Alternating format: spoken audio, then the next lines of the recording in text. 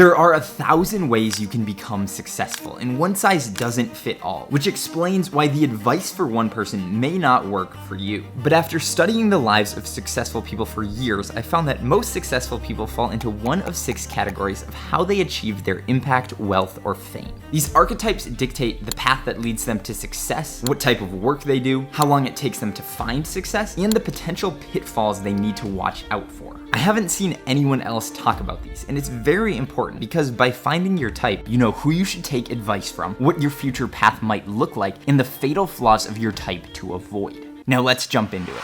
Number 6 is the high conviction achiever, best exemplified by people like Gary Vee, Elon Musk, and Jennifer Lawrence. These are the people who know exactly what they want in life and then just go all out in order to make it happen. Nothing is going to stop them on the path to their goal. You might be this type if you've always known what you wanted to do with your life, if once you set your mind to something you rarely change it, if people's criticism easily rolls off your back because you have confidence in what you're doing, if you spend the majority of your time working on one thing, you don't mess around and try lots of different things in other areas. Or if you say things like, I've always wanted to be a blank since I was 5 years old. The fatal weakness of this type is that their confidence can be excessive to the point where they think they're better than everyone else, making them seem narcissistic. They may also have a hard time taking feedback, and sometimes they waste their time working hard instead of smart. Number 5 is the infield expert, exemplified by people like Bear Grylls, Jocko Willink, and Gordon Ramsay. The hallmark of the infield expert is that they started out just learning a skill for fun or for their day job. They had no intention of becoming world-renowned for it. They just did it as a hobby. Before Bear Grylls was this guy, he was just some kid hiking and sailing with his dad. But eventually the infield expert realizes that he's really talented, and there might be a way to make a job out of his hobby.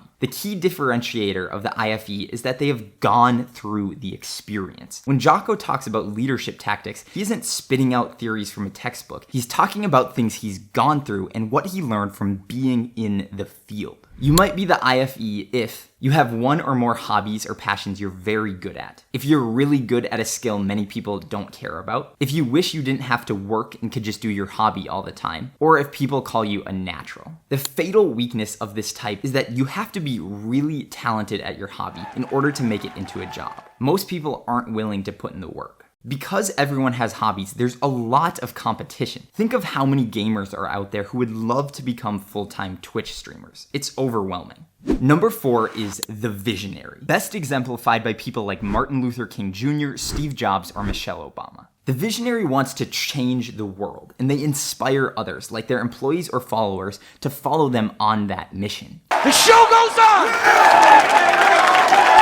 Usually they're motivated to help others, and this is what drives them. You might be the visionary if people call you a dreamer, if you can be very convincing to your friends when you want to be, if you like to think big about how to change the world, or if you're very motivated to help people. The fatal weakness of the visionary is they depend a lot more on other people to actually accomplish things. Therefore, you have to be a kind and good leader. Also, sometimes they get lost in the vision and forget about the execution. Number 3 is the opportunist, best exemplified by people like Joe Rogan, Colonel Sanders, or Leonardo da Vinci. These are people who are a bit more unsure of what they want to do with their life, so they just try a bunch of different things, and then when one starts to work, they go all in on that one. The opportunist path to success is often random and drawn out, and they have a number of failures before finding success. Before Steven Pressfield wrote The Legend of Bagger Vance, The War of Art, or Gates of Fire, he worked as a bartender, school teacher, marine, and fruit picker, just to name a few. That's classic opportunist.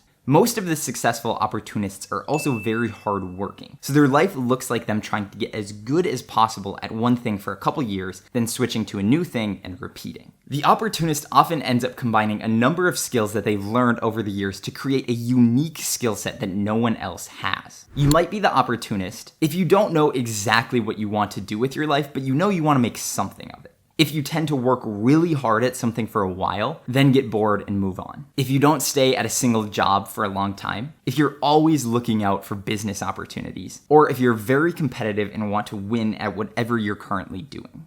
The fatal weakness of the opportunist is they don't know when to stick with one thing, so they just keep bouncing around from thing to thing, never devoting enough time to truly become an expert.